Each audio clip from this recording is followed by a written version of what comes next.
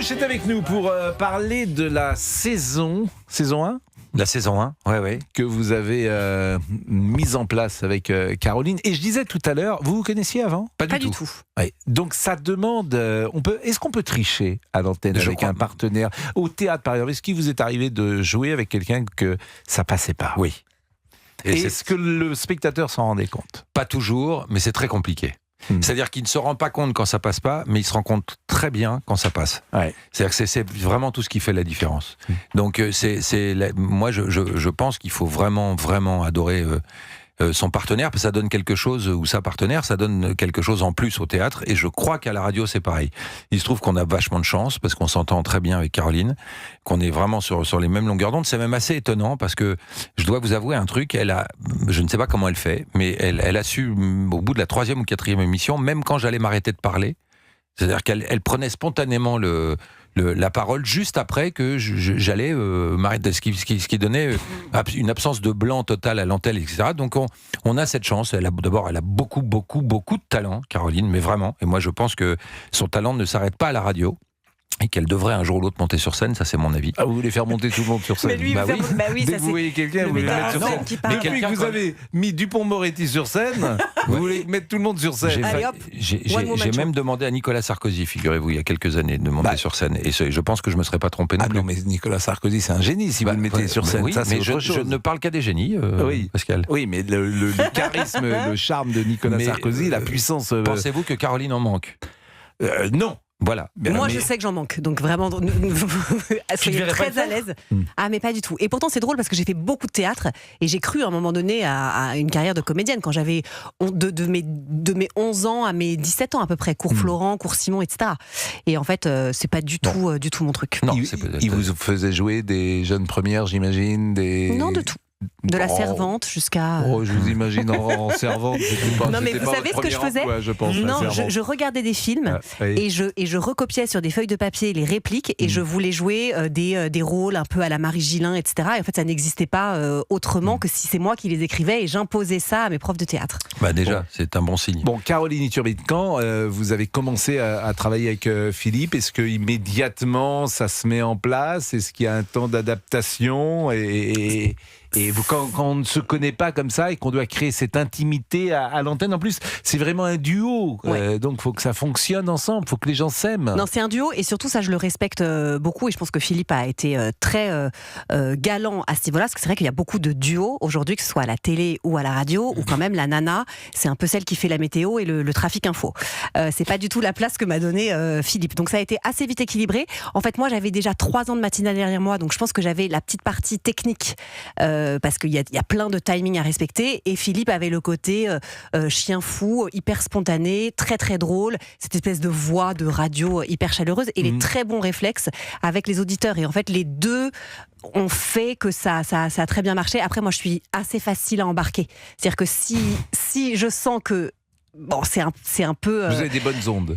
C'est surtout que j'aime bien, moi, être drivé avec quelqu'un que je sens plus fort que moi, plus puissant que moi, et bim, j'enquille derrière. Non, mais c'est vrai que j'ai pas du tout un tempérament de leader. Moi, j'adore être en binôme. Déjà, parce que je pense que j'ai une sœur jumelle et j'ai ce truc d'être hyper rassurée dès qu'on est 2 ou plus. Et après, j'adore l'esprit bande parce que je trouve que c'est une position qui est très confortable. On prend pas trop de risques, on se laisse un peu porter par des gens que vraiment j'estime être plus fort que moi, charismatiquement et en termes de personnalité. Donc ça me va très bien. Caroline Iturbide et Philippe Lelouch sont avec nous pour parler de cette première saison. Vous avez commencé quand d'ailleurs ? On a commencé au mois de septembre, mais il y a eu un arrêt parce qu'elle a eu la bonne idée de tomber enceinte. Bon, donc il a fallu qu'elle aille accoucher tout ça pour faire un enfant. Bon, bref. Et donc pendant 2 mois, on a été forcés de se séparer, mais en réalité, on peut considérer que ça a véritablement commencé en janvier, quoi. Et ça a marché plutôt bien en termes d'audience, puisque c'est sur RFM tous les matins. C'est à quelle heure ? 6h, 10h. Bon, ce qui demande aussi un rythme, parce que vous qui êtes comédien et qui étiez sur scène, quand vous vous levez à 6h, quand vous prenez l'antenne à 6h, il faut arriver à 4h, Je me lève à 4h30, ouais. Ah oui, vous arrivez tard quand même. J'arrive à 5h15, un truc comme ça. Mais oui, bah ça a été une gestion de vie de sportif un peu, parce que j'avais ça. En plus, j'avais eu la bonne idée de signer Danse avec les stars, bon, qui m'ont pas gardé très longtemps. Je trouve très étonnant compte tenu de mon talent pour la danse, mais bon, ils ont jugé bon de se séparer Donc de moi. cette année, vous avez fait une pièce de théâtre qui s'appelait Nuit des Bresses. Ouais, vous avez fait Danse avec les stars.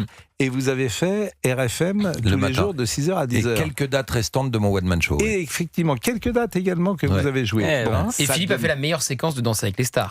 Quand il explique que ça dure beaucoup trop longtemps et que c'est insupportable after et que la deuxième partie de soirée, au bout d'un moment que ça s'arrête parce que tout le monde est crevé. La séquence a été vue des dizaines de milliers de fois et a fait pleurer de rire énormément de monde. C'est mythique. C'est mythique. Donc on se souviendra de Philippe dans Danse avec les stars, croyez-moi. Qui demande un entraînement, j'imagine. Oui, non. Là, ça a été, bah voilà, tes heures de sommeil sont comptées, tout ça, mais j'ai adoré ça. Non, ma grande surprise quand on m'a proposé, quand Alain Liberty, que vous connaissez bien, et Sébastien Coé m'ont proposé de prendre la matinale, j'ai dit oui parce que j'adore l'outil radio. La preuve, c'est que voilà, je suis encore en train d'en faire avec vous et j'adore ça. Je trouve ça absolument merveilleux comme exercice.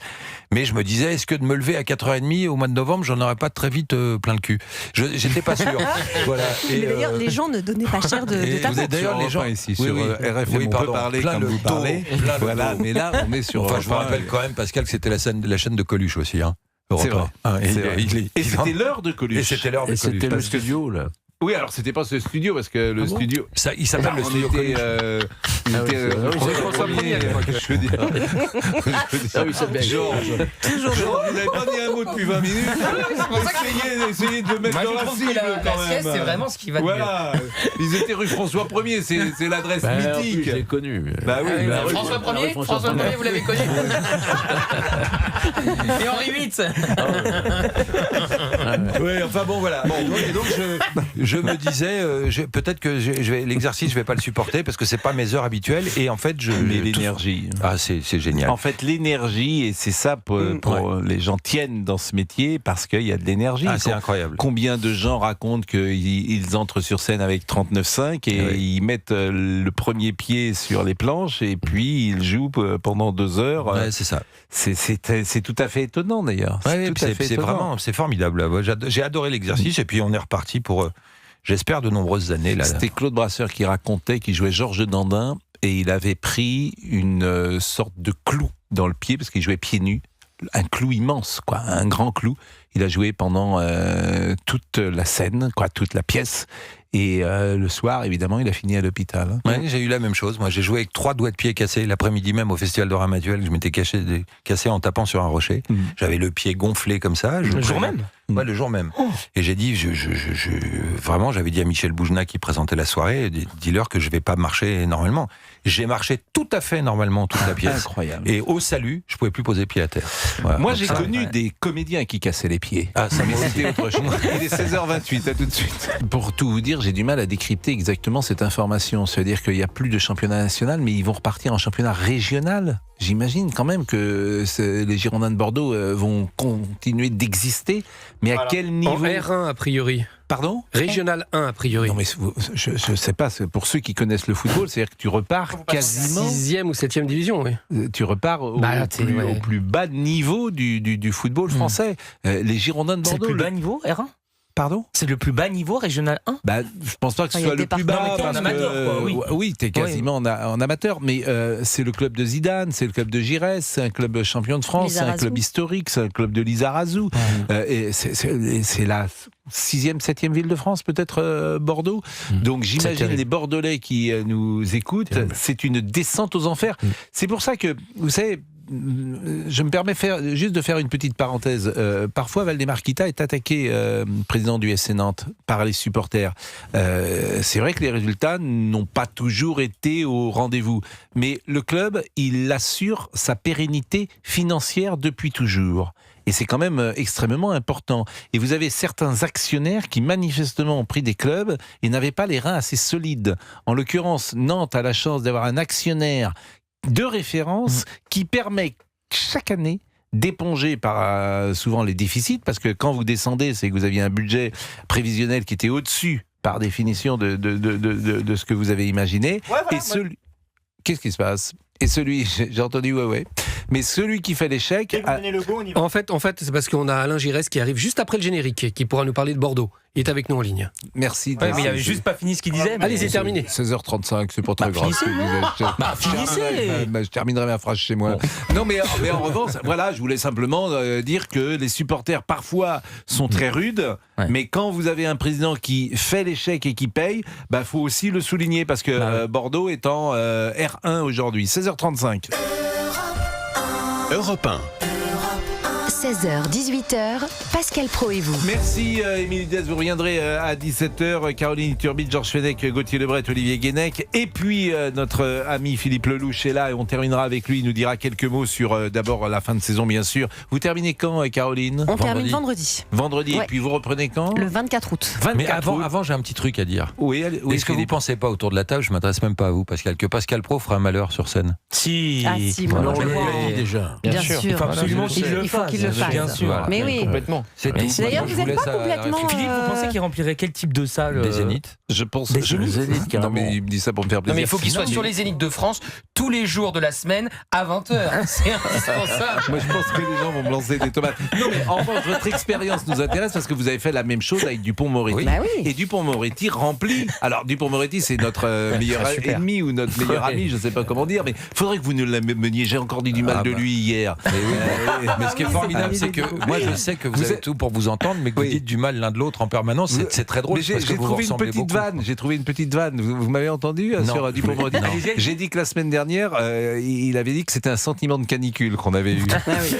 Oui, mais cette phrase-là, elle est discutable parce que c'est vrai que quand on l'écoute dans tout le contexte, quand il avait dit il y a certes de l'insécurité, mais renforcé par les chaînes d'information, ça augmente le sentiment d'insécurité. C'est pas tout à fait dire il n'y a pas d'insécurité en France. Vous voyez ce que je veux dire ? L'avocat, c'est lui. L'avocat, c'est lui. L'avocat, c'est lui. Bon, mais c'est vrai que vous avez mis le pied à l'étrier. Et moi, souvent, je vous ai posé des questions. Comment est-ce que c'est lui qui a écrit ou est-ce que c'est vous qui lui donnez des conseils ? Il y a des choses d'ailleurs qui sont très marrantes. Mais là, en ce moment, je mise mets en en scène David Douillet. Mais c'est quoi la mise en scène d'un homme qui est tout seul ? La mise en scène d'un homme qui est tout seul, c'est lui expliquer à se positionner dans l'espace. C'est-à-dire prendre toujours les mêmes marques. Parce que ce qui est très étonnant pour des gens qui ne connaissent pas bien le théâtre, c'est qu'ils te disent toujours apprendre tout ça, comment c'est compliqué. Ah oui. Or, c'est ce qu'il y a de plus facile. Mais pour être encore plus sûr de son coup, le mouvement est associé à la parole. C'est-à-dire que si à tel moment vous vous déplacez, il va y avoir des soirs où le texte va peut-être vous échapper, mais le déplacement va vous rappeler le texte. En disant, bah oui, quand je vais par là, je dis ça. Et réciproquement. Ce qui veut dire que c'est très important. Donc c'est très important de se placer sur scène et à un moment de dire bon bah à ce moment-là t'as fait quelque chose là, vas-y garde-le parce que spontanément quelqu'un qui est un naturel comme Eric, je n'en doute pas comme vous, il va y avoir un moment où en disant quelque chose vous allez avoir un geste ou une expression qu'il va falloir fixer en disant ça c'est très bien, garde ça. Voilà, et c'est ça. Et petit à petit, le spectacle grossit comme ça. Il n'y a pas de prompteur, par exemple, pour Douillet ou pour Douillet, il joue une pièce, donc il n'y a pas de prompteur, il apprend le texte. Eric, au début, mais comme tous les gens qui font du one-man, au début, on va répéter avec un prompteur discret. Mais au début, il y a un prompteur au cas où on se perd, évidemment. Et puis petit à petit, le prompteur, vous le regardez plus, parce que ça vous rassure de savoir qu'il est là, mais vous le regardez plus. Mais ça vous plairait, Pascal, ou pas ? Parce qu'on sent quand même qu'il y a pas mal de questions en suspens. Il dit pas non. Non, mais c'est un petit nom. S'il arrête la télé, il le fera. C'est une expérience. Mais vous êtes anti-prompteur, vous.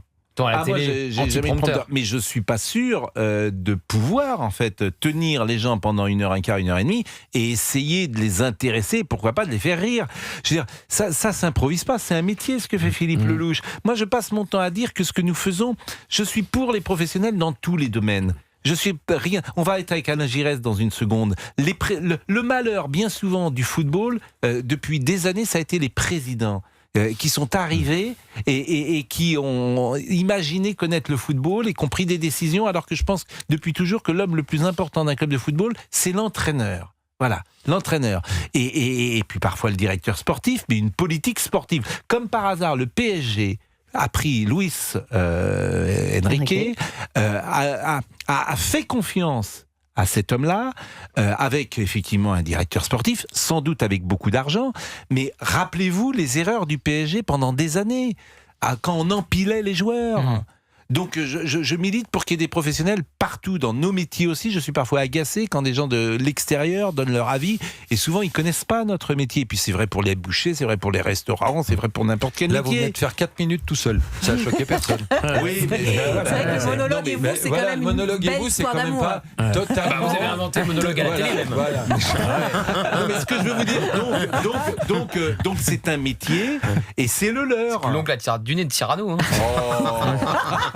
Bon, écoutez, en tout cas, c'est un bonheur de vous connaître. Moi, je ne connaissais Il pas. a un talent d'imitateur en plus. Mais il aime le arrêtez show. des bébés. C'est une évidence qu'il aime le show. Oui, il est drôle. Et puis il est très drôle. Ça gagne bien malgré sur une vous. tournée Mais au c'est Zénith. ça, oui, alors, Ça gagne bah, bien oui, ou pas l'argent. Ça gagne Non, mais énormément d'argent. c'est Ah oui. ça. Bah oui, parce que ça coûte Non, rien mais en c'est fait. ça qui est sidérant. Non mais par Zénith. Bah, je sais pas s'il osera le dire, mais Si. l'argent Non, c'est beaucoup gagné, d'argent. c'est beaucoup Bah, d'argent. faites un calcul si vous Mais des calculez. centaines de milliers, non. Non, pas des centaines de Mais milliers je sais pas, d'euros bah, sur si, un bien sûr. Zénith. Mais Sur une tournée. il y a sur une personne, tournée. hein. Sur une Il y a souris, 4000 hein. personnes. Il y a plus que ça.